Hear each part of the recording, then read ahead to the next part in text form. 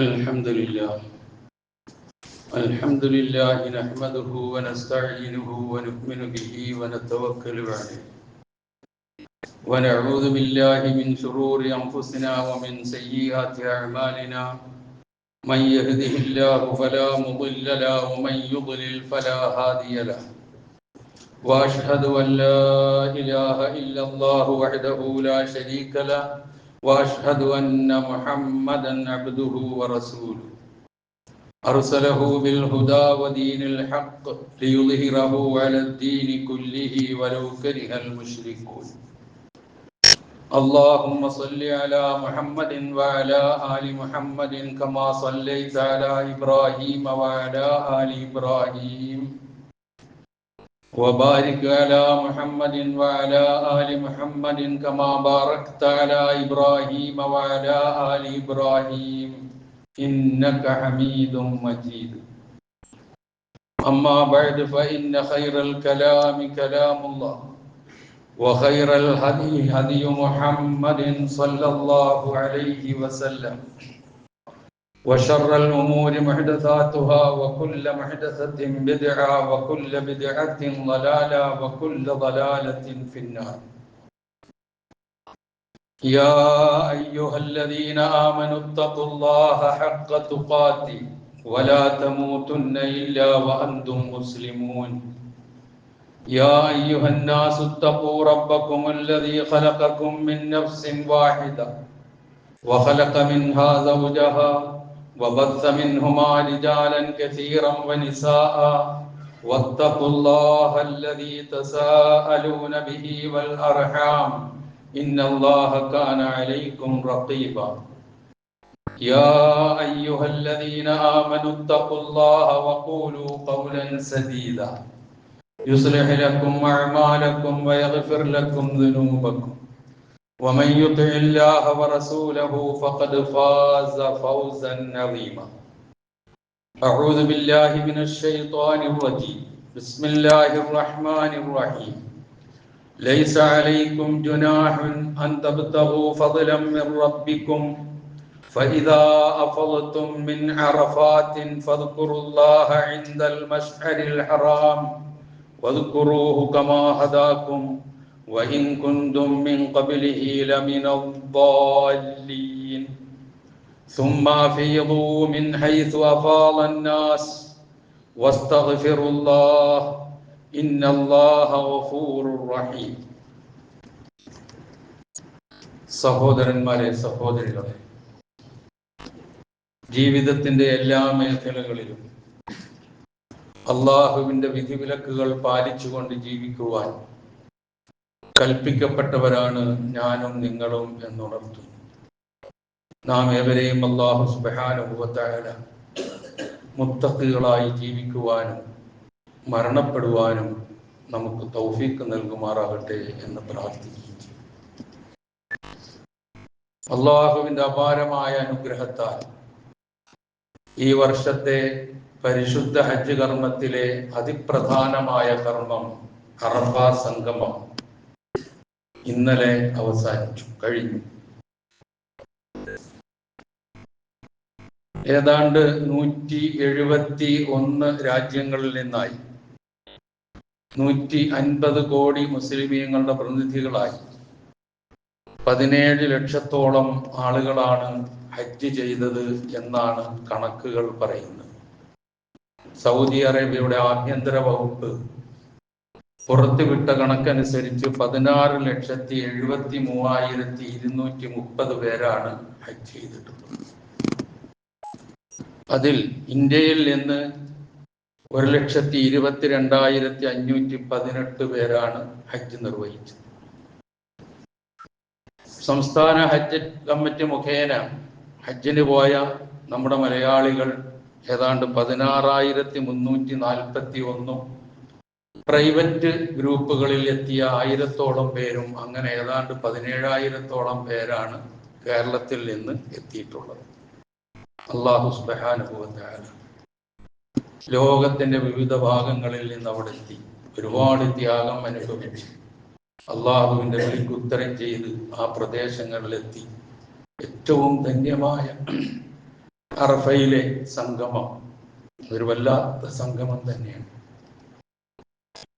ശുഭ്രവസ്ത്രധാരികളായി മാനവികതയുടെ മഹാസാഗരം തീർത്ത ഒരു സംഗമം, ലോകത്താർക്കും അവകാശപ്പെടാനില്ലാത്ത ഒരു സംഗമം. അൽഹംദുലില്ലാ, യാതൊരു പ്രയാസവും കൂടാതെ അത് പൂർത്തിയാക്കി അള്ളാഹു അവരുടെ അറഫയിലെ വഖൂഫ് അറഫയും അതിലെ കർമ്മങ്ങളും അതിലെ പ്രാർത്ഥനകളും എല്ലാം അള്ളാഹു സ്വീകരിക്കുമാറാകട്ടെ.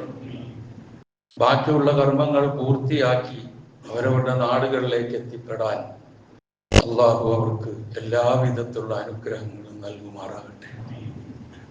ഒരു വേള നമ്മിൽ നിന്ന് പോയ സഹോദരീ സഹോദരന്മാരോടുള്ള നമ്മളുടെ വസിയ്യത്തനുസരിച്ച് നമുക്കും നമ്മുടെ നാടിനും വേണ്ടിയൊക്കെ അവർ പ്രാർത്ഥിച്ചിട്ടുണ്ടാകും. ആ പ്രാർത്ഥനകളെല്ലാം അള്ളാഹു അംഗീകരിക്കുമാറാകട്ടെ.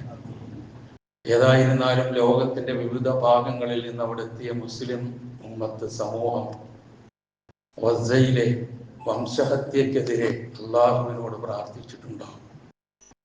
വല്ലാത്തൊരവസ്ഥയാണ് ഫലസ്തീനിൽ നടക്കുന്നത് എന്ന് ദൈനംദിനം നമ്മൾ വായിക്കുന്നുണ്ട്.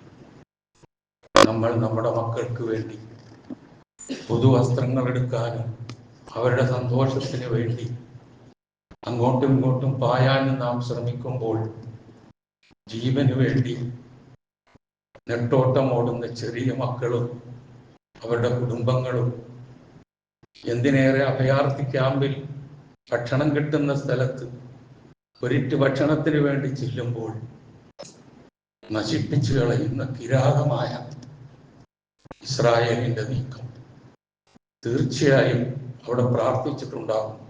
നമുക്കും പ്രാർത്ഥിക്കേണ്ടതുണ്ട്. അല്ലാഹു സുബ്ഹാനഹു വ തആല അവർക്ക് വേണ്ടിയുള്ള പ്രാർത്ഥനകളെ പ്രത്യേകിച്ച് സ്വീകരിക്കുമാറാകട്ടെ എന്ന് പ്രാർത്ഥിക്കാം.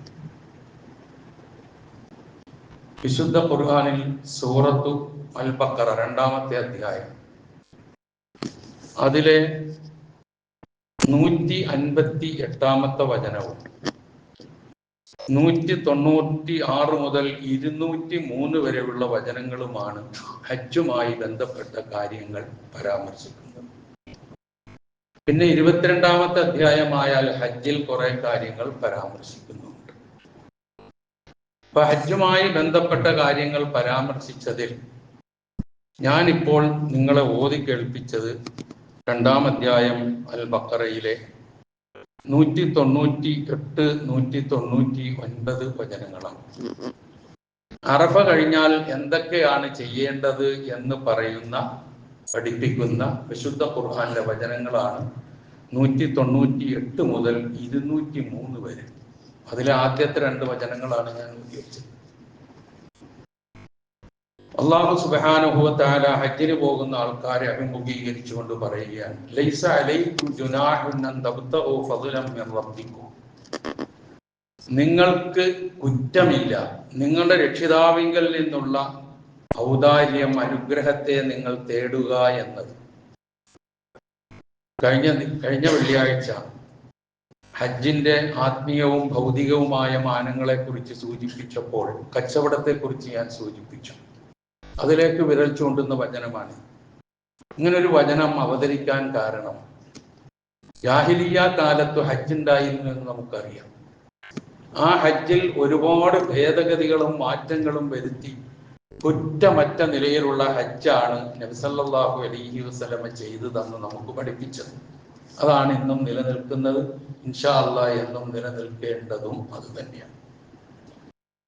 അപ്പം ആ സന്ദർഭത്തിൽ ജാഹിലിയ്യ കാലത്തുള്ള ഖുറൈശികൾക്ക്, അറബികൾക്ക് ഒരു പണിയുണ്ടായിരുന്നു. ഹജ്ജിന് വന്നാൽ ഹജ്ജിന്റെ കാര്യമായ പ്രവർത്തനങ്ങളിൽ മുഴുകുന്നതിനേക്കാൾ, അതിന്റെ ആത്മാവ് കണ്ടെത്തുന്നതിനേക്കാൾ ഏറ്റവും കൂടുതൽ അവർ ശ്രദ്ധിച്ചിരുന്നത് കച്ചവടത്തിലായിരുന്നു.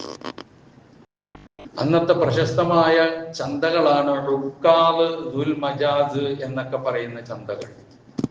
ആ ചന്തകളിലെ കച്ചവടം പൊടിപൊടിക്കുകയായിരുന്നു ഹജ്ജ് സീസണിൽ. ഇത് കണ്ട് മനസ്സിലാക്കി പ്രവാചകന്റെ അനുയായികളായി വന്നവർ അവരങ്ങനെ ചെയ്തത് ശരിയല്ല, അതുകൊണ്ട് ഞങ്ങൾ ചെയ്യുന്നില്ല എന്നൊരു നിലപാടെടുത്ത് മുന്നോട്ട് പോയി.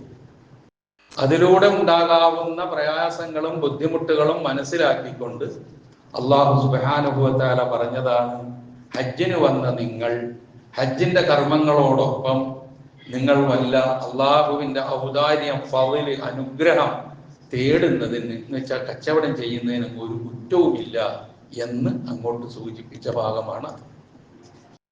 പിന്നെ പറയുന്നത് ഫൈദാ അഫദത്തും മിൻ അറഫാത്തിൻ, നിങ്ങൾ അറഫാത്തിൽ നിന്ന് ഒഴുകിക്കഴിഞ്ഞാൽ, അഫാല യുഫീൽ എന്ന് വെച്ചാൽ ഒഴുകുക എന്നാണ്.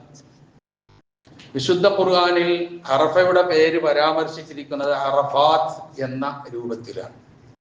അങ്ങനെ അറഫയിൽ നിന്ന് നിങ്ങൾ ഒഴുകിക്കഴിഞ്ഞാൽ എന്ന് വെച്ചാൽ അറഫയിൽ നിൽക്കേണ്ടതും അതുമായി ബന്ധപ്പെട്ട കാര്യങ്ങളൊക്കെ ചെയ്തു കഴിഞ്ഞാൽ, അറിയാമല്ലോ അറഫയിൽ ദുൽഹജ്ജ് 9 ഉച്ചക്ക് മുമ്പ് അവിടെ എത്തുന്നു. ഉച്ചയാകുമ്പോൾ ലൊഹറും അസറും കൂടി ഒരു ഇമാമിന്റെ കീഴിൽ ഖസ്റും ജമ്മുമായി നമസ്കരിക്കുന്നു. എന്നിട്ട് അവിടെ നടക്കുന്ന ഖുതുബ ശ്രവിക്കുന്നു. ഇന്നലെയും അതൊക്കെ നടന്നു. അവിടെ ഖുതുബയൊക്കെ നമ്മൾ ലൈവായിട്ട് കാണുകയും കേൾക്കുകയും ചെയ്യാൻ കഴിഞ്ഞിട്ടുണ്ട്. അപ്പൊ ആ നിലയിൽ ആ പരിപാടി അവിടെ കഴിഞ്ഞതിന് ശേഷം പിന്നെ അറഫാത്തിലേക്ക് ഇറങ്ങി കിട്ടുന്ന സ്ഥലങ്ങളിൽ പ്രാർത്ഥനകളിൽ 2 കൈകളും ആകാശത്തേക്ക് ഉയർത്തി പൂർണ്ണമായും അള്ളാഹുവിന് സമർപ്പിച്ച് ഹൃദയം തുറന്ന് തെറ്റുകൾ ഏറ്റുപറഞ്ഞ് കാര്യങ്ങൾ അള്ളാഹുവിന്റെ മുമ്പിൽ അവതരിപ്പിച്ച് നേടിയെടുക്കുന്ന സന്ദർഭമാണ് സൂര്യാസ്തമയം വരെ. അങ്ങനെ സൂര്യാസ്തമയം വരെ അവിടെ കഴിഞ്ഞാൽ പിന്നെ ചെയ്യേണ്ടത് എന്താണെന്നാണ് പറയുന്നത്. ഫദ്കുറുല്ലാഹ്, അള്ളാഹുവിനെ നിങ്ങൾ പ്രകീർത്തിക്കുക. എവിടെ? ഇൻദൽ മശ്അരിൽ ഹറാം, മശ്അറുൽ ഹറാമിന്റെ അടുക്കൽ വെച്ച്. മശ്അറുൽ ഹറാം എന്ന് പറയുന്നത് മുസ്ദലിഫയെ ഉദ്ദേശിച്ചാൽ, ആ മുസ്ദലിഫയിൽ കുംഹ് എന്ന് പറയുന്ന ഒരു കുന്നുണ്ട്. ആ കുന്നിനാണത്രേ ഈ പേര് പറയുക, മശ്അറുൽ ഹറാം. ഇപ്പൊ ആ സ്ഥലത്ത് ഒരു പള്ളിയൊക്കെ ഉണ്ട്.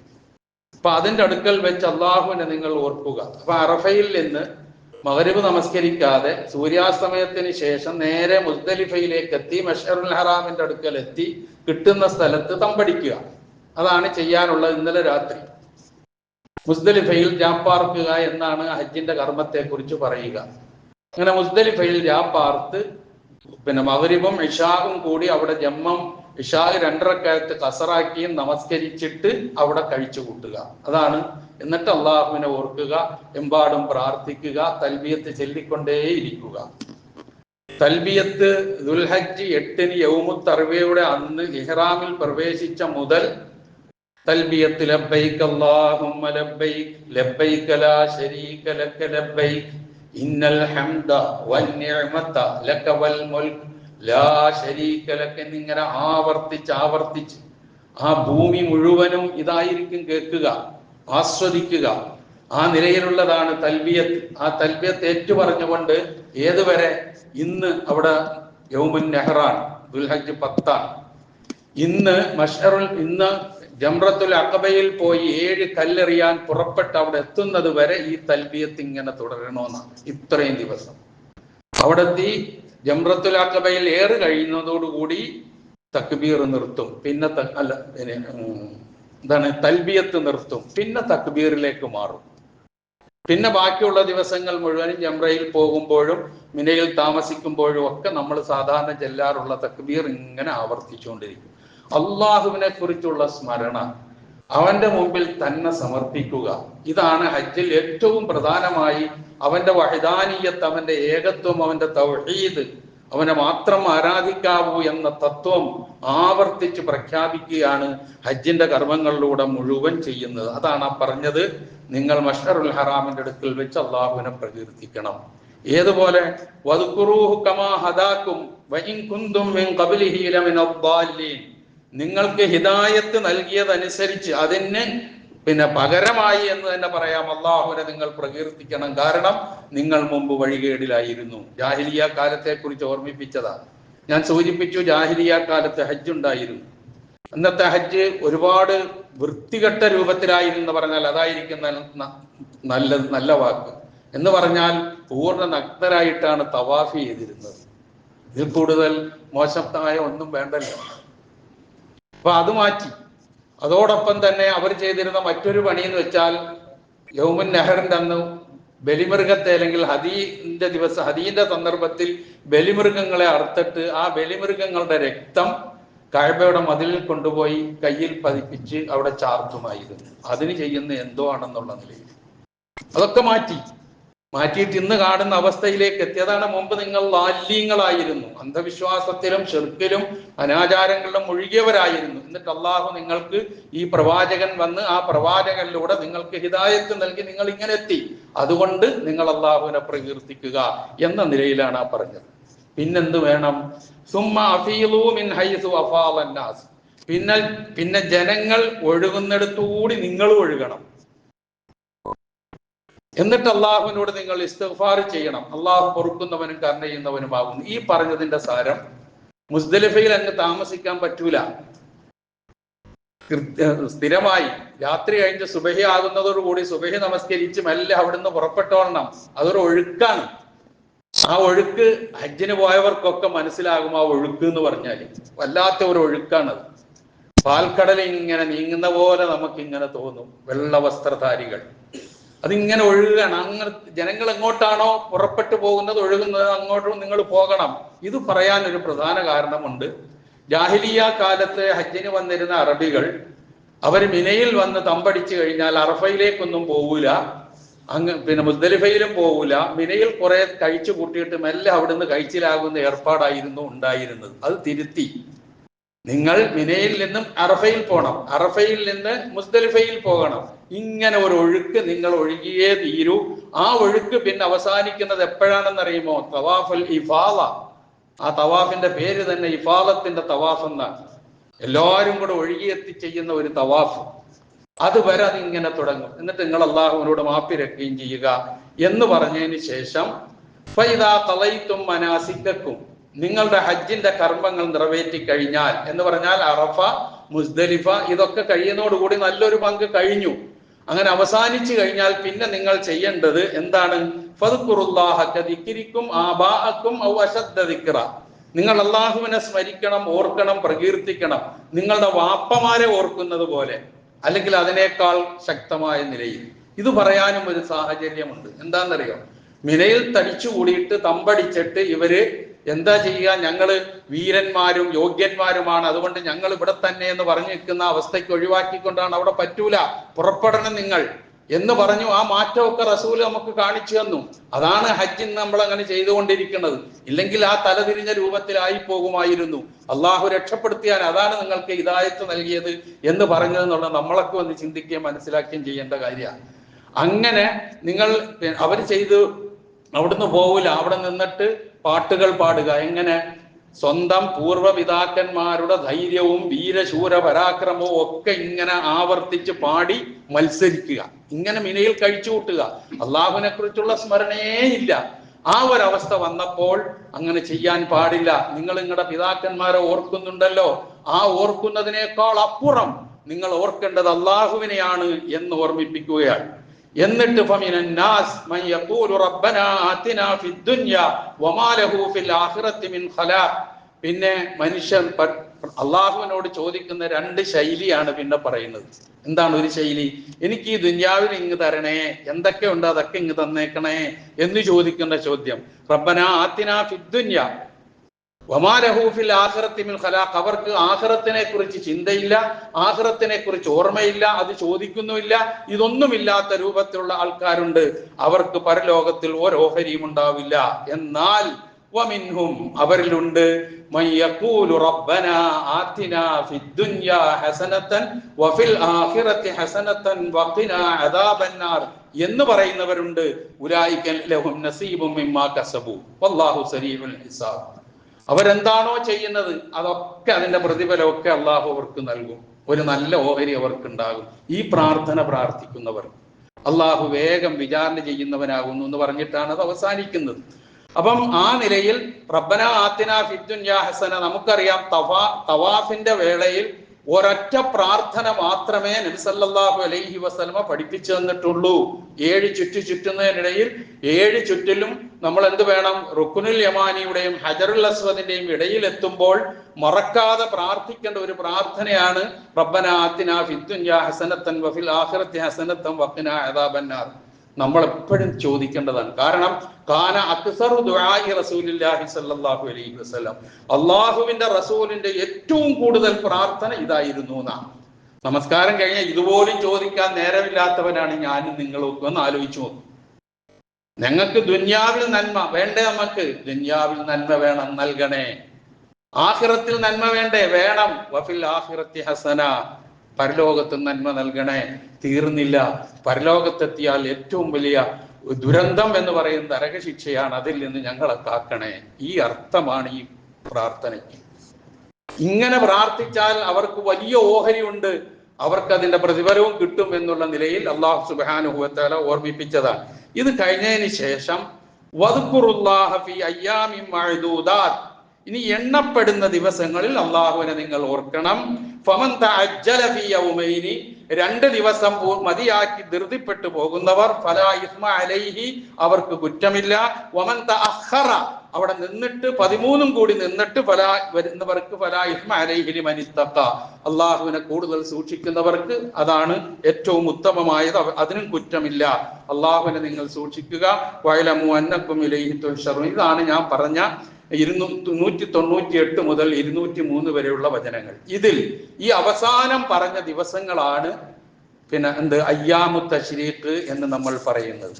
അപ്പൊ ഇന്ന് നമ്മുടെ ലോകത്തുനിന്ന് പല ഭാഗങ്ങളിൽ നിന്ന് എത്തിയ ഹജ്ജാജികൾ ഇന്ന് ചെയ്യുന്നത്, അവര് നേരെ മിനയിലെത്തി, മുസ്ദലിഫയിൽ നിന്നെത്തി, ജംറത്തുൽ അഖബയിൽ കല്ലേറ് കഴിഞ്ഞ് പിന്നെ ബലി, മുടിയെടുക്കല്, അത് കഴിഞ്ഞതിന് ശേഷം നേരെ കഅബയിൽ പോയി കഅബ തവാഫ് ചെയ്ത്, ആ തവാഫിനാണ് തവാഫുൽ ഇഫാദ എന്ന് പറഞ്ഞതെന്ന് ഞാൻ സൂചിപ്പിച്ചു. അത് കഴിഞ്ഞ് സഈൻ കഴിഞ്ഞ് തിരിച്ച് മിനയിലെത്തി, ഇന്ന് രാത്രി മിനയിലെത്തണം. അതാണ് ഇന്ന് ഹജ്ജാജിമാര് ചെയ്യാനുള്ള കാര്യം. അങ്ങനെ ഇന്ന് മിനയിൽ എത്തിക്കഴിഞ്ഞാൽ പിന്നെ നാളെ മുതൽ ചെയ്യേണ്ടത് ഈ 3 ദിവസം, അതാണ് 11, 12, 13, ഈ 3 ദിവസങ്ങൾക്ക് ഒറ്റ പേരാണ് അയ്യാമു തശ്രീഖ്. ഈ ദിവസങ്ങളിൽ നോമ്പ് പിടിക്കാൻ പാടില്ല, ഹറാമാണ്. ഈ ദിവസങ്ങളെ കുറിച്ച് റസൂല് പറഞ്ഞത് അയ്യാമു അക്ലിൻ വശുർബിൻ വദിക്രിൻ, അള്ളാഹുവിനെ ഓർക്കുകയും ധാരാളമായി ഭക്ഷിക്കുകയും കുടിക്കുകയും ചെയ്യുന്ന ദിവസങ്ങളാണെന്ന് വിശേഷിപ്പിച്ച ദിവസമാണ് ഈ അയ്യാമു തശ്രീഖ്. അന്ന് നോമ്പൊന്നും പാടില്ല, അവിടെ ഉള്ളവർക്കും പാടില്ല, പുറത്തുള്ളവർക്കും പാടില്ല. കാരണം പെരുന്നാളുമായി ബന്ധപ്പെട്ട ദിവസങ്ങളാണ്. പെരുന്നാളിന് നോമ്പ് ഹറാമാണ് എന്നുള്ളത് പോലെ തന്നെ ഈ ദിവസങ്ങളിലും ഹറാമാണ്. ഈ ദിവസങ്ങളിൽ അയ്യാമുൽ ബീദ് വന്നാൽ പോലും പിടിച്ചുകൂടാ. അപ്പൊ ആ നിലയിൽ ശ്രദ്ധിക്കേണ്ട 3 ദിവസങ്ങളാണ് അയ്യാമു തശ്രീഖ്. ആ 3 ദിവസങ്ങളിൽ ചില ആളുകൾ 2ാമത്തെ ദിവസം ഏറെ കഴിയും. ഈ 3 ദിവസം ചെയ്യാനുള്ളത് എന്താ? 3 ജംറകളുണ്ട്. ആ ജംറകളിൽ പോയി 7 കല്ല് വീതം എറിയുക എന്നുള്ളതാണ് ഏറ്റവും പ്രധാനപ്പെട്ട ചടങ്ങ്, ചെയ്യാനുള്ള ഇബാദത്ത്. അത് കഴിഞ്ഞാൽ അവരുടെ ടെന്റുകളിൽ കഴിച്ചു കൂട്ടുക, ദിക്റും ദുആഉം ഇസ്തിഗ്ഫാറും ഖുർആൻ പാരായണവും തക്ബീറും ഒക്കെയായി ഇങ്ങനെ കഴിച്ചു കൂട്ടുക. ഇതാണ് അയ്യാമു തശ്രീഖിന്റെ ദിവസങ്ങൾ. ഈ അയ്യാമു തശ്രീഖിന്റെ ദിവസങ്ങളിൽ 2 കഴിഞ്ഞ് പോരുന്നവരുണ്ട്, 2ാമത്തെ ദിവസം ഏറെ കഴിഞ്ഞ് മടങ്ങുന്നവരുണ്ട്. ഇന്നത് ഏറ്റവും കൂടുതൽ കാണാം നമുക്കവിടെ. 2 കഴിഞ്ഞ് ഒരുപാട് പേര് പോകും. ഇന്ത്യക്കാര് പലപ്പോഴും, വിശിഷ്യ മലയാളികൾ അങ്ങനെ പോകാറില്ല. അവർ 3ാമത്തെ ദിവസവും കൂടി ഏറെ കഴിഞ്ഞേ പോകാറുള്ളൂ. 2ാമത്തെ ദിവസം കഴിയുമ്പോൾ തന്നെ ചില ഏരിയകളിൽ കറണ്ടൊക്കെ ഓഫാകും, വെള്ളം നിലക്കും, അങ്ങനെയൊക്കെ ഉള്ളത് നമുക്ക് അവിടെ അനുഭവപ്പെടുന്ന കാര്യങ്ങളാണ്.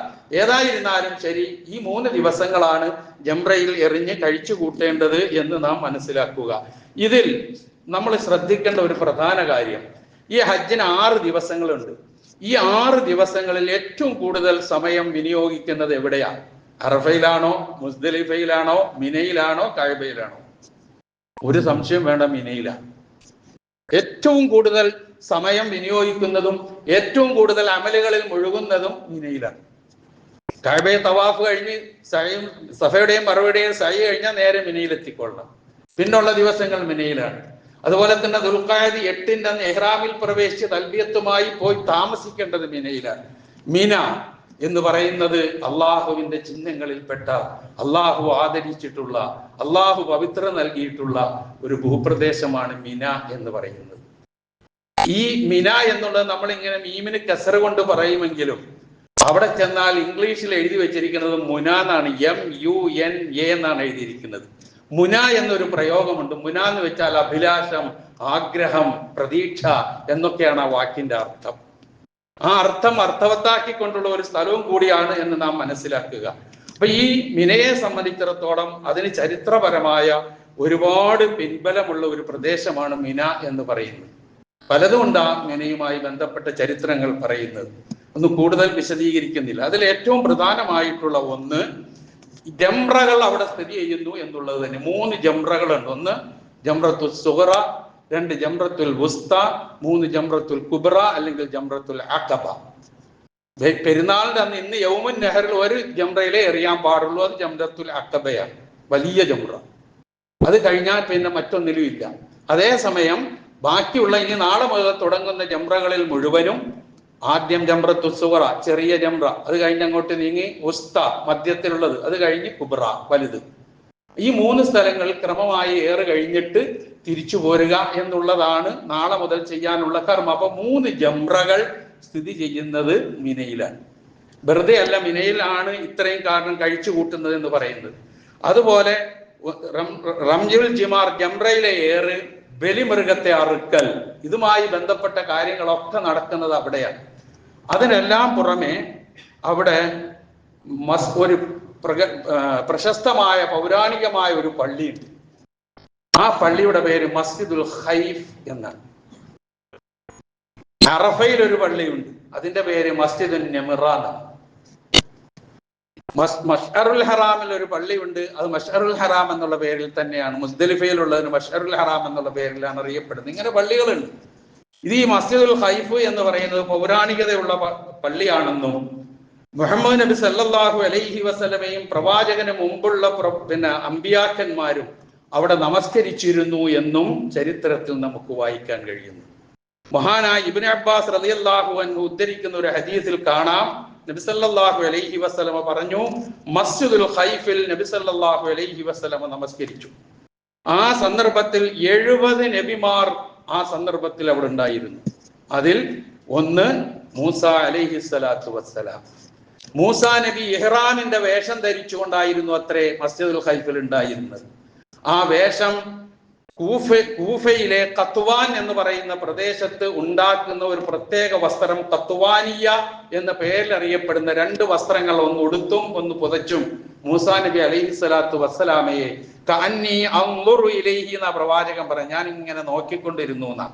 അതൊക്കെ പ്രവാചകന്റെ മുഅ്ജിസത്തുകളാണ്, ആരും കളിയാക്കാനൊന്നും നിൽക്കണ്ടാവുക കാര്യങ്ങൾ. അപ്പൊ അത് കാണിച്ചു കൊടുത്തു എന്നാണ്. അപ്പൊ ആ നിലയിൽ എല്ലാ പ്രവാചകന്മാരും മിക്കവാറും ഹജ്ജിന്റെ ശആയിറുകളിലെല്ലാം മിക്ക പ്രവാചകന്മാരും വന്നു പോയിട്ടുണ്ട് എന്നുള്ളത് ഒരു വസ്തുതയാണ്, ഒരു യാഥാർത്ഥ്യമാണ്. അങ്ങനെ ചരിത്രം പല രൂപത്തിൽ അതിനെക്കുറിച്ച് വ്യക്തമാക്കി പറയുന്നുണ്ട്. ഏതോ ആകട്ടെ, മസ്ജിദുൽ ഖൈഫ് അതിൽ 35,000 പേർക്ക് ഒരേ സമയത്ത് നമസ്കരിക്കാവുന്ന സൗകര്യമുള്ള പള്ളിയാണ് മസ്ജിദുൽ ഖൈഫ് എന്ന് പറയുന്നത് ഈ മിനയിലാണ്. അപ്പൊ ഇങ്ങനെ ഒരുപാട്, അതുപോലെ തന്നെ വേറൊരു ചരിത്ര പശ്ചാത്തലമുണ്ട് മിനയിൽ. വിജയങ്ങളുടെ ഒരു ചരിത്രത്തെ കുറിച്ച് ഇബ്രാഹിം നബി അലൈഹി സ്വലാത്തു വസ്സലാം മകനെ ബലിയർക്കുന്നതിന് വേണ്ടി കൈപിടിച്ചു കൊണ്ടുപോയതും അതിന് ഒരുങ്ങിയതും അതിന് പകരം ബലിമൃഗത്തെ നൽകിക്കൊണ്ട് അതിനെ അറുക്കാൻ അല്ലാഹു നിർദ്ദേശിച്ചതും ഒക്കെ ഈ മിനയിലാണ് സംഭവം. ഇതൊക്കെ നമ്മൾ കാണുകയും കേൾക്കുകയും ചെയ്യുമ്പോൾ തന്നെ അവിടെ മറ്റൊരു അടുക്കാൻ പാടില്ലാത്ത, അതിന്റെ പരിസരത്തെത്തിക്കഴിഞ്ഞാൽ എത്ര സ്പീഡിൽ നടക്കാൻ കഴിയാമോ അത്രയും സ്പീഡിൽ നടന്നകലന്റെ ഒരു പ്രദേശമുണ്ട്. അതെന്താണെന്നറിയോ? ആ സ്ഥലത്തിന്റെ പേര് മുഹസ്സർ എന്നാണ്. മുഹസ്സർ എന്ന് പറഞ്ഞാൽ വാദി മുഹസ്സർ എന്നാണ് അതിന്റെ പേര്. ഒരു ചെറിയ പ്രദേശം അവിടെ അടയാളപ്പെടുത്തി മാറ്റിയിട്ടിട്ടുണ്ട്. അവിടെ ടെന്റും ഉണ്ടാവില്ല, ഒന്നും ഉണ്ടാവില്ല, ആരും അവിടെ പോവുകയില്ല. ആ സ്ഥലത്തിന് ആ സ്ഥലം എന്താണെന്നറിയോ?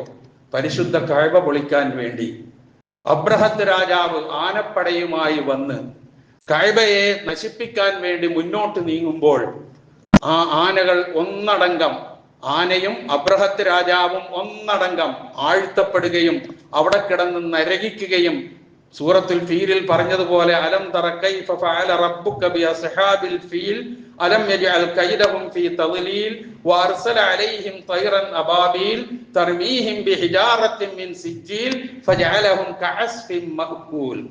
ചവച്ചു കൂട്ടപ്പെട്ട വൈക്കോല് പോലെ ആക്കി എന്ന് പറഞ്ഞു ആ സ്ഥലമാണത്. അതും ഈ മിനയിലാണ്. മിനയുടെയും മുസ്ദലിഫയുടെയും ബോർഡറിലാണ് എന്ന് ചില ഗ്രന്ഥങ്ങൾ നമുക്ക് കാണാൻ കഴിയുന്നു.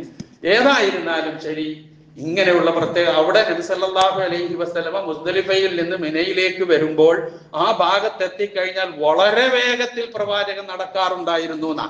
അള്ളാഹുവിന്റെ ശിക്ഷ ഇറങ്ങിയ പ്രദേശങ്ങളിലോടുള്ള മനോഭാവം അങ്ങനെയായിരിക്കണമെന്നാ.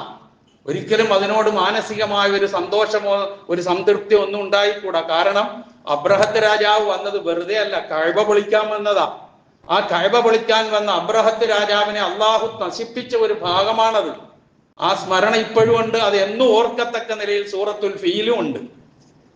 അപ്പൊ ഇതൊക്കെ ഈ മിനയുമായി ബന്ധപ്പെട്ടതാണെന്ന് നമ്മൾ മനസ്സിലാക്കുക. ഇങ്ങനെ ചരിത്രമുറങ്ങുന്ന മിന, ഇന്ന് ലോകമെമ്പാടുമുള്ള ആളുകൾ ആ മിനയെക്കുറിച്ച് പറയുന്നത് തമ്പുകളുടെ നാട് എന്നാണ്. അവിടെയാണ് ഇന്ന് ഈ നേരത്തെ ഞാൻ സൂചിപ്പിച്ചതുപോലെ തവാഫുൽ ഇഫാദയും സഅയും കഴിഞ്ഞ് എല്ലാ ഹാജിമാരും വന്ന് ഇന്ന് രാത്രി അവിടെ താമസിക്കും. നാളെയും മറ്റന്നാളും അടുത്ത ദിവസവും കൂടി ജംറയിൽ എറിയാൻ വേണ്ടി താമസിച്ചതിന് ശേഷം അവിടെ നിന്ന് 13-ാം തീയതി പൂർണ്ണമായും തിരിച്ചു വരുന്നതോടു കൂടിയാണ് ഹജ്ജിന്റെ എല്ലാ കർമ്മങ്ങളും അവസാനിക്കുക എന്നുള്ളത് നാം മനസ്സിലാക്കുക. ഞാനിത് സൂചിപ്പിച്ചത് ഹജ്ജുമായി ബന്ധപ്പെട്ട ഒരുപാട് മാനസികമായ ഒരു ബന്ധവും ഒരു ഓർമ്മയും ഒരു ചിന്തയും അതിന്റെ ചരിത്രം നമുക്ക് പറഞ്ഞു തരുന്ന കാര്യങ്ങളും ഒക്കെ നമുക്കൊന്ന് ഓർക്കേണ്ടതുണ്ട്. ഓർക്കേണ്ട സന്ദർഭങ്ങളാണ് പലതും. നമ്മൾ കുറെ അധികം കാര്യങ്ങൾ ഇബ്രാഹിം നബി അലൈഹിസ്സലാത്തു വസ്സലാമയുമായി ബന്ധപ്പെട്ട് നമ്മൾ പരാമർശിച്ചു പോന്നിട്ടുള്ളതാണ്. അപ്പൊ ഈ ഹജ്ജ് ഇനിയുള്ളത് ഈ പറഞ്ഞ ഇത്രയും കാര്യങ്ങളാണ്. ഏതായിരുന്നാലും അല്ലാഹു സുബ്ഹാനഹു വ തആല അവശേഷിക്കുന്ന ഹജ്ജ് കർമ്മങ്ങൾ പൂർത്തിയാക്കി ഹജ്ജാജികൾക്ക് അവരുടെ നാടുകളിലേക്ക് മടങ്ങാൻ സർവശക്തൻ തൗഫീഖ് നൽകുമാറാകട്ടെ. നമ്മുടെയൊക്കെ പ്രാർത്ഥന അള്ളാഹു സ്വീകരിക്കുമാറാകട്ടെ.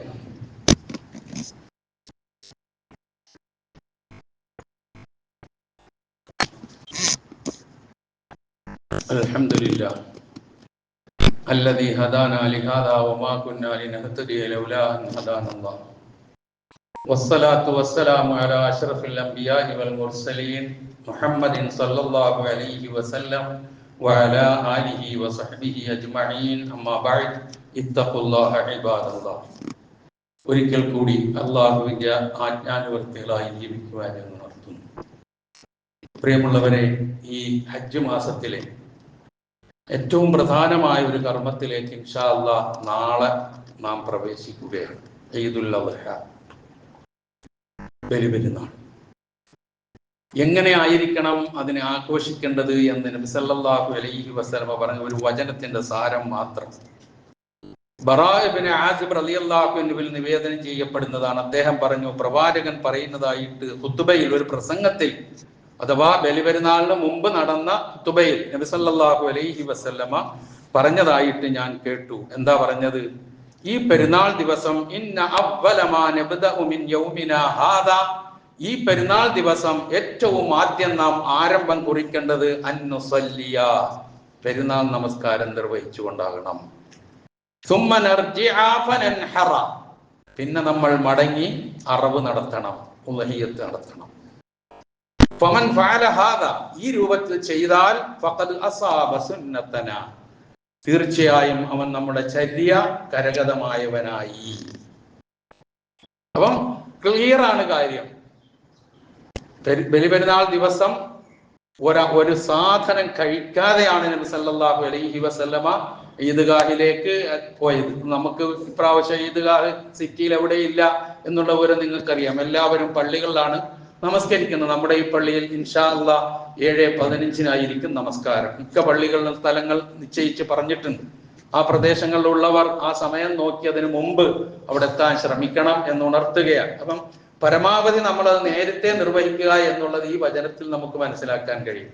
ഇപ്പൊ നമ്മൾ ഗൾഫ് രാഷ്ട്രങ്ങളിലൊക്കെ പോയിട്ടുള്ള ആൾക്കാർക്ക് അറിയാൻ കഴിയും, പെരുന്നാൾ ദിവസം സുബഹിക്ക് പള്ളിയിലെത്തിയാൽ കുറച്ച് സമയം സുബഹി നിസ്കാരം കഴിഞ്ഞതിന് ശേഷം അവിടെ ഇരുന്ന് തക്ബീർ ചൊല്ലും.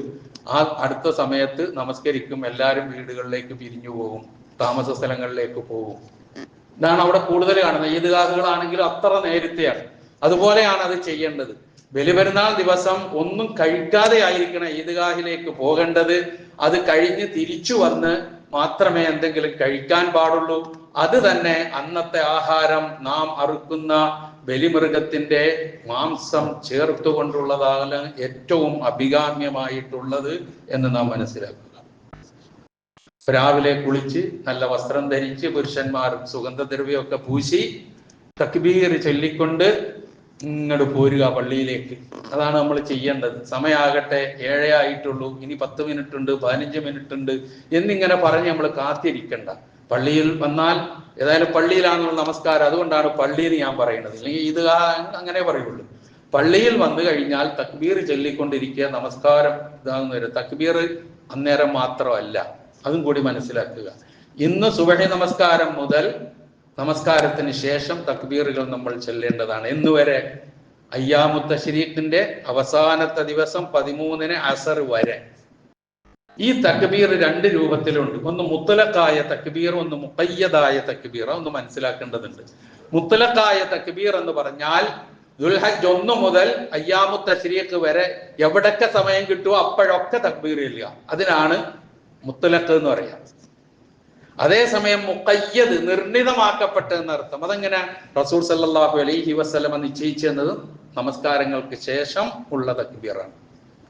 അപ്പൊ അതാണ് സുബഹിയുടെ. ഇന്ന് സുബഹി മുതൽ നമ്മൾ അത് തുടങ്ങി. ഇൻഷാ അല്ലാഹ് ഇനി അയ്യാമു തശ്രീഖിന്റെ അസർ വരെ, 13-ന്റെ അന്ന് അസർ വരെ അത് നമ്മൾ തുറന്നു കൊണ്ടുപോകണം. തന്നെയല്ല, നമ്മൾ ഒറ്റയ്ക്കൊക്കെ വെറുതെ എവിടെയെങ്കിലും ഇരിക്കുമ്പോൾ അല്ലെങ്കിൽ വാഹനം ഓടിച്ചു പോകുമ്പോൾ ഒക്കെ നമുക്കിത് ചെയ്യാം. കാരണം തക്ബീർ വലിയ പ്രാധാന്യം അറിയിക്കുന്ന ഒരു കാര്യമാണ്. നമ്മൾ തക്ബീർ ഉച്ചത്തിൽ ചൊല്ലി ആരെയും പേടിപ്പിക്കാൻ വേണമെന്നല്ല ഞാൻ പറയുന്നത്. അപ്പം അത് ശ്രദ്ധിക്കുക. അപ്പൊ തക്ബീറിന്റെ കാര്യം അത് നമ്മൾ പള്ളിയിൽ ഏറ്റവും പ്രാധാന്യത്തോടു കൂടി നാം മനസ്സിലാക്കേണ്ടത്.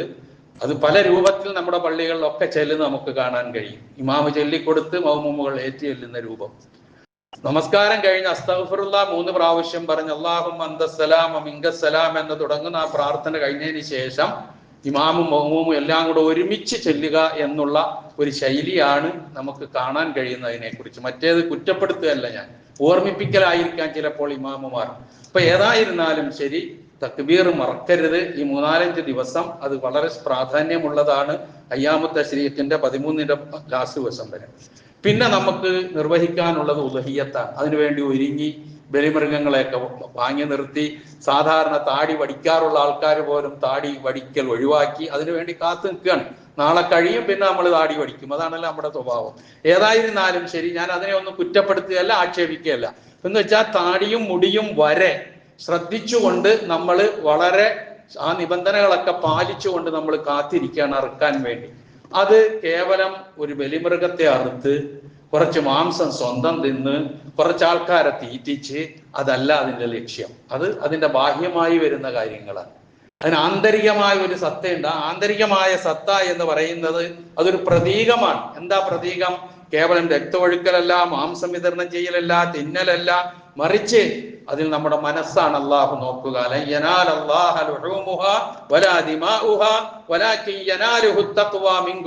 നിങ്ങൾ അറുക്കുന്ന ബലിമൃഗങ്ങളുടെ രക്തമോ അതിന്റെ മാംസമോ ഒന്നും അല്ല അള്ളാഹുലേക്ക് എത്തുക, നിങ്ങളുടെ തഖ്വയാണ്. ഹജ്ജിന് പോകുമ്പോൾ അള്ളാഹു നോക്കുന്നത് തഖ്വയാണ്. നമസ്കരിക്കുമ്പോൾ നോക്കുന്നത് തഖ്വയാണ്. ഉദ്ഹിയ്യത്ത് നൽകുമ്പോൾ നോക്കുന്നത് തഖ്വയാണ്. അപ്പൊ പിന്നെ മാറ്റി നിർത്താൻ പറ്റൂലല്ലോ. അതാണ് അതിൽ ഏറ്റവും പ്രധാനമായിട്ടുള്ളത്. അതേപോലെ തന്നെ അള്ളാഹുവിന്റെ വേണ്ടി മാത്രം ബലി അറുക്കുക എന്നുള്ള ആ ക്രമത്തിലൂടെ നാം ചെയ്യുന്നത് തൗഹീദിന്റെ വിളംബരമാണ്. അള്ളാഹു അല്ലാത്തവരുടെ പേരിൽ ബലി അറുക്കാനേ പാടില്ല വിശ്വാസികൾ. അത് ഇസ്ലാം പഠിപ്പിച്ച തത്വം. അപ്പം ഈ ബലി അറുക്ക അള്ളാഹുവിന് വേണ്ടി ചെയ്യുന്നതാണ്. ബിസ്മില്ലാ അല്ലാഹു അക്ബർ എന്ന് പറയുകയും അല്ലാഹുമ്മ തഖബ്ബൽ മിന്നി എന്ന് പ്രാർത്ഥിക്കുകയും ചെയ്തുകൊണ്ടാണ് അറുക്കുക. ബലി അറുക്കുന്നവർ വളരെ ശ്രദ്ധിക്കേണ്ട 1-2 കാര്യങ്ങൾ. ഒന്ന്, കഴിയുമെങ്കിൽ അവനവൻ തന്നെ അവനവന്റെ ബലിമൃഗങ്ങളെ അറുക്കുക. ഇബ്രാഹിം നബി ഇസ്മായിൽ നബി അറുക്കാനാണ് പോയത്, ഇല്ലേ? ഇല്ലെങ്കിൽ നമുക്ക് അറുക്കാൻ ചിലപ്പോൾ കൈക്കൊന്നും ധൈര്യം വന്നെന്ന് വരില്ല. അവിടെങ്കിലും ഉണ്ടാകാൻ ശ്രമിക്കുക. അതെങ്കിലും നമ്മൾ ചെയ്യണം. എന്റെ ബലിമൃഗത്തെ അറുക്കുമ്പോൾ അതിന്റെ സാന്നിധ്യത്തിൽ ഞാൻ ഉണ്ടാവുക. കാരണം ബിസ്മില്ല പറയാൻ, തഖബ്ബൽ മിന്നി എന്ന് പറയാൻ, അല്ലാഹു അക്ബർ പറയാൻ, തക്ബീർ ചൊല്ലാൻ, ഇതൊക്കെ നമ്മൾ അവിടെ ഉണ്ടാകുന്നത് ഏറ്റവും നല്ല കാര്യമാണ്. നീ ഇല്ല എന്ന് വിചാരിച്ച് ഉദ്ഹിയ്യത്ത് സ്വീകരിക്കാതിരിക്കൊന്നും ഇല്ല. നീ അങ്ങനെ ആരും മനസ്സിലാക്കി കളയണ്ട. പക്ഷെ ഏറ്റവും ചെയ്യേണ്ട കാര്യം ഇതാ, നമ്മൾ നമുക്ക് വേണ്ടി അള്ളാഹുവിന്റെ തൃപ്തിക്ക് വേണ്ടി അറുക്കുന്ന ഒരു ബലിമൃഗത്തെ. കാരണം റസൂൽ സല്ലല്ലാഹു അലൈഹി വസല്ലമ മദീനയിൽ ജീവിച്ചിരുന്ന ആ കാലങ്ങളിലെല്ലാം എല്ലാ പെരുന്നാളിനും ഉദ്ഹിയ്യത്ത് അറുത്തിട്ടുണ്ട് പ്രവാചകൻ. ബലിപെരുന്നാളിന് 7ഓ 8ഓ ബലിപെരുന്നാൾ കഴിഞ്ഞിട്ടുണ്ട്. എല്ലാത്തിനും അറുത്തിട്ടുണ്ട്. അത് 2 ആടുകളെയാണ് പ്രവാചകൻ അറുത്തത്. റസൂലുള്ളാഹി സ്വല്ലല്ലാഹു അലൈഹി വസല്ലമ കബ്ശൈനി അംലഹൈനി അഖ്റനൈനി ദബഹഹുമാ ബിയദിഹി വസമ്മ ഫകബ്ബറ. റസൂൽ ബലിയറുത്ത രൂപമായി പറയുന്നത്. നബി സല്ലല്ലാഹു അലൈഹി വസല്ലം ബലിയറുത്ത 2 കൂറ്റനാടുകളെയാണ്. കബിഷ് മുട്ടനാടുകളെ, അംലഹൈനി കാണാൻ ചന്തമുള്ളത്, അഖ്റനൈനി നല്ല കൊമ്പുള്ളത്. ആ രൂപത്തിലുള്ള 2 ആടുകളെ എല്ലാ ഉദ്ഹിയ്യത്തിനും പ്രവാചകൻ യൗമുൽ ഈദിൻ അദ്ഹയിലും അല്ലാഹുവിന്റെ റസൂൽ അറുത്തിട്ടുണ്ട്.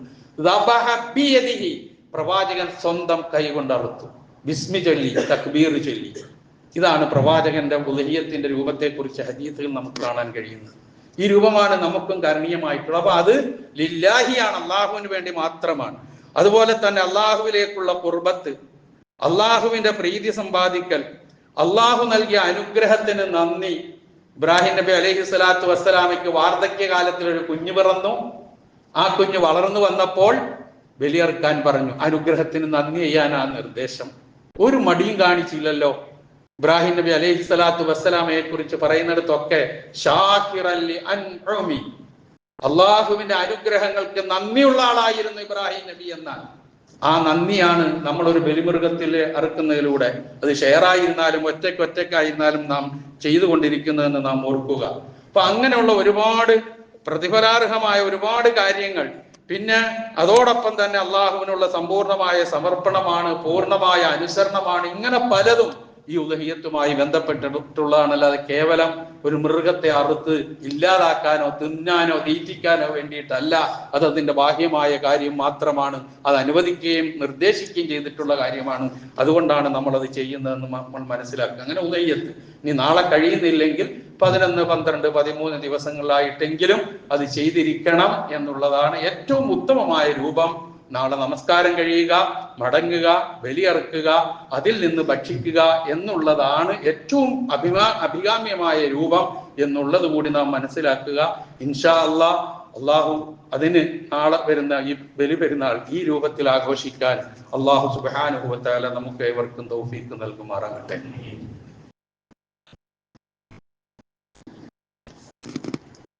ഞാൻ സൂചിപ്പിച്ചു നമ്മുടെ പള്ളിയിൽ 7:15 എന്ന് ഞാൻ സൂചിപ്പിച്ചു.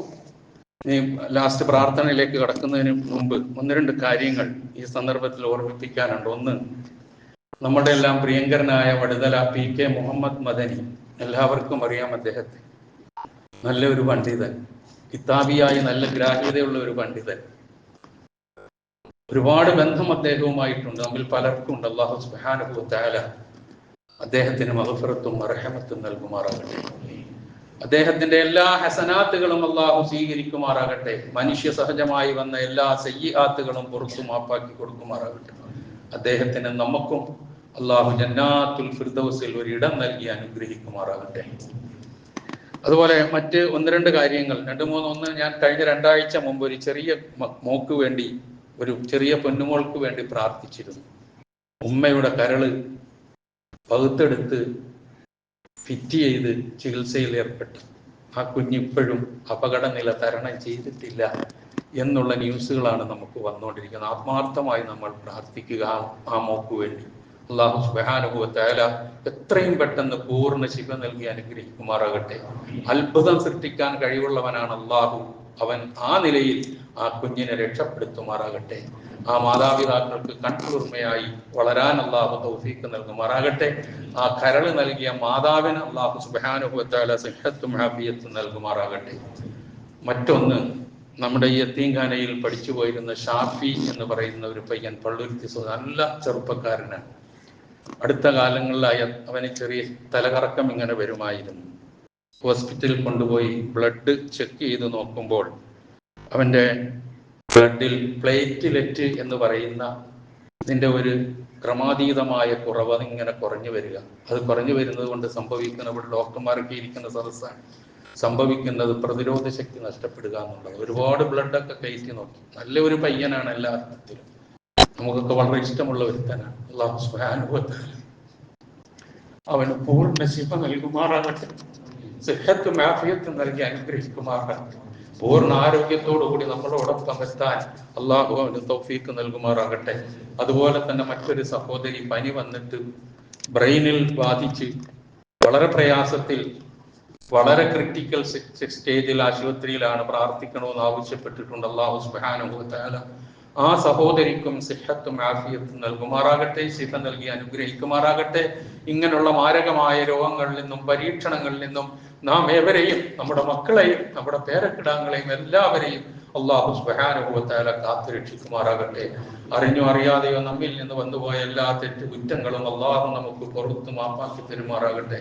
നമ്മിൽ നിന്ന് മരണപ്പെട്ടു പോയവരുടെ പാപങ്ങൾ അള്ളാഹു പുറത്തു കൊടുക്കുമാറാകട്ടെ. അവരെയും നമ്മളെയും അള്ളാഹു ജന്നാത്തുൽ ഫിർദൗസിൽ ഒരുമിച്ച് കൂട്ടുമാറാകട്ടെ. രോഗശയ്യയിലായി പ്രയാസം അനുഭവിച്ച് കഴിച്ചുകൂട്ടുന്നവരുടെ പ്രയാസങ്ങളെ അള്ളാഹു ലഘൂകരിച്ചു കൊടുക്കുമാറാകട്ടെ. അവർക്കും അള്ളാഹു സിഹത്തും ആഫിയത്തും നൽകി അനുഗ്രഹിക്കുമാറാകട്ടെ. എല്ലാ നന്മകളും അള്ളാഹു സുബ്ഹാനഹു വ തആല നമുക്കും നാം ജീവിക്കുന്ന പ്രദേശത്തിനും നമ്മുടെ നാടിനും അള്ളാഹു സുബ്ഹാനഹു വ തആല പ്രദാനം ചെയ്യുമാറാകട്ടെ. എല്ലാ തീക്ഷ്ണമായ പരീക്ഷണങ്ങളിൽ നിന്നും ഏവരെയും അള്ളാഹു കാത്തുരക്ഷിക്കുമാറാകട്ടെ. സർവോപരി ഇസ്ലാമിനും മുസ്ലിം ഉമ്മത്തിനും അള്ളാഹു ഇസ്സത്തിനെ പ്രദാനം ചെയ്യുമാറാകട്ടെ.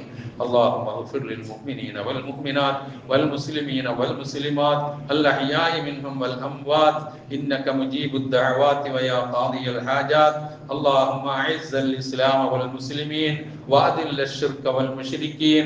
اللهم أجرنا من النار. اللهم أجرنا من النار. اللهم أجرنا من النار. ربنا اغفر لنا ولإخواننا الذين سبقونا بالإيمان ولا تجعل في قلوبنا غلا للذين آمنوا ربنا إنك رؤوف رحيم. ربنا آتنا في الدنيا حسنة وفي الآخرة حسنة وقنا عذاب النار.